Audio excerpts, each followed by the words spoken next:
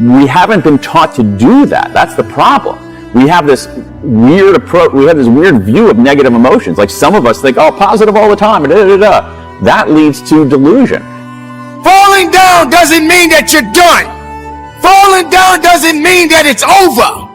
Falling down doesn't mean that you're dead. Falling down is a reckoning. Or you step up in a situation and you lead and you do the right thing and you begin to realize you're different, you're unique, you're special. Your self-worth begins to change and you believe over the time in your life. You're pushing and you're pushing and you're pushing and you're pushing and you're doing everything right. You're tired, you're exhausted, and ain't nothing happening. Yet that word is what you're waiting for yet. It's no different because we've messed up, because you fell off the wagon, you've been on alcohol and drugs, and you gave up on life, you dropped out, or you've been to jail 1 time, 2 times, 3 times. And you really want your dream to happen and you're putting in your work and nothing's happening yet. Some of us get so absorbed in our negative emotions that they, in some ways, exonerate us from making progress. That's a bad idea too. What we need to do is we need to process our negative emotions in a systematic way, and I think there's a good way to do that. What we need to do is we need to think about our regrets, and when we think about our regrets, the evidence is pretty clear that they can help us make better decisions, solve problems faster, be better strategists, find greater meaning in our life. What I had this giant database of regrets, and I would look on my computer screen and see them listed there, and you know what? It wasn't that much of a downer because I felt like people were trying to make sense of it. An opportunity! Something that is given to all of us. Something to help us to build up that will give us ultimate satisfaction and knowing that we're not done yet.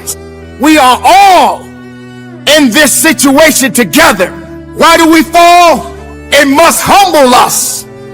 Sometimes your worst days can be your best days. It's all about how you put it together. You have to be man enough or woman enough to save yourself. Enough with being afraid. There's some interesting research on this. One of the things that we think about disclosure of our vulnerabilities and our setbacks and so forth is that people will like us less. And in fact, they actually like us more when we do that. And so I actually had a lot of respect for people willing to disclose and willing to explain. And I felt like I was actually helping them make sense of this regret. So it wasn't that much of a downer. Over and over and over again around the world, the same 4 regrets kept coming up. And I found that fascinating because there wasn't much national difference. What's more, as I said earlier, these 4 regrets are revealing, because by revealing our regrets, we are revealing what we value the most. And so to me, these 4 core regrets operate as a photographic negative of the good life. That is, if we understand what people regret the most, we actually understand what they value the most. So in a weird way, these 16,000 regrets are not a downer as much as they are a pointer to what makes life worth living. Enough of running away. Enough from hiding from your truth. Ladies and gentlemen, this moment in your life right now does matter. Sometimes you are going to lose. Sometimes you are going to hurt. Sometimes you're going to want to quit. You must be better than that. You must be stronger than your excuses. You must be stronger than your circumstances. You must be stronger than your fears. You need a little bit of faith and understanding that you can go further in your life, but you gotta believe in it. You got to trust in it. You got to stand on it. You got to stay away from the things that's not building you up. Falling down, let it be. Falling down, it will happen. Falling down, it's necessary, but that doesn't mean that you quit. I promise you, if you keep pushing, if you keep giving me all your effort, it will happen. It must happen. It can't do anything but move. You can do anything but make progress. But I want you all to understand in saying that word that you all have to stop getting caught up in movement as progress. For some of us, the action of making progress is progress. But the push itself, the fight, you get up and swing and miss, that's progress. You get up and you run at what you want with everything you got. I deserve to win. I deserve to be different. The next thing is this. You got to take some steps. You got to take some actions, make some mistakes, fall down, allow yourself to fail. Failure is only failure if you don't learn something from it. But the younger you are and the sooner you begin to take action and allow yourself to learn and get experience, the stronger you become. And if you stack experience onto self-worth, onto self-confidence, you have a formula that is going to separate you from everybody. So what is it that you love? Is it sports? Is it music? Is it business? What are some of your gifts? Is it your ability to speak, listen, your math skills, your kindness, your humor, your beauty, your intensity, your passion? Why does ostracization hurt emotionally? Because it's the most dangerous thing that could happen to you on the plains of the savannah. If you got ostracized, you got eaten. It was that simple.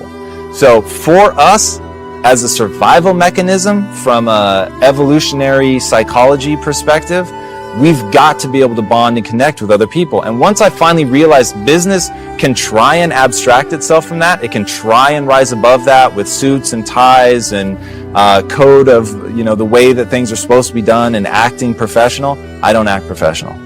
Literally. And if you guys have ever been with me in a high-level business meeting, Yemeni's going to back me up. I won't say the name of the company, but one of our largest customers in their corporate headquarters, I had one of them crying because I was just being real about my story and why I'm doing this. And they were touched. And it was like, okay, now I have connected with this person on a real level. I'm not trying to manipulate them. I'm trying to be honest about why I'm here. I'm being honest about why I fight. You missed that's progress. The effort of making the attempt is progress. And so guess what the goals and the dreams are in that mindset to do nothing.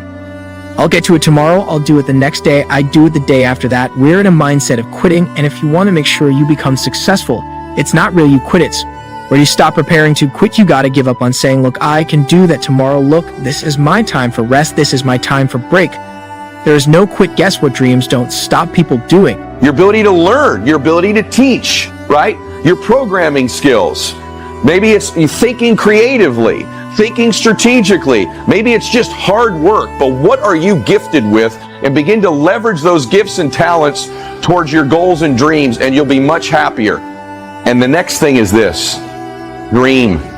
I want you dreaming. I want you picturing your life. I live oceanfront here, and when I was a little boy, I used to walk on this beach and say, someday we're going to live there. Someday I'm going to have that house. There was nothing in my family that told me we should live somewhere like this. That my family wasn't big dreamers. They're just good people doing good things in their life, but no one thought about owning jets or multiple homes or the beach. But I started dreaming. I started thinking big.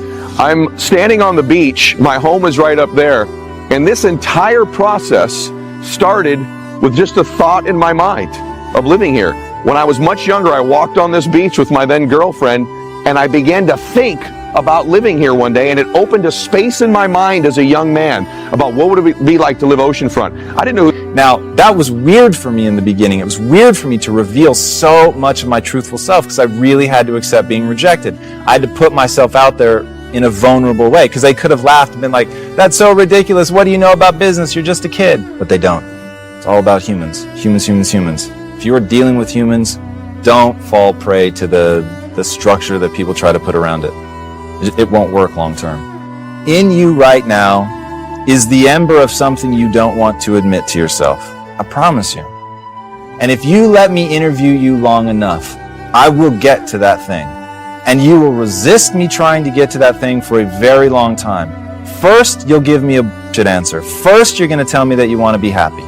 That's useless. I need to know what makes you happy. I need to know how you plan to be happy. Okay? When people say generically that they want to be happy, they might as well tell me that they want a hit of meth.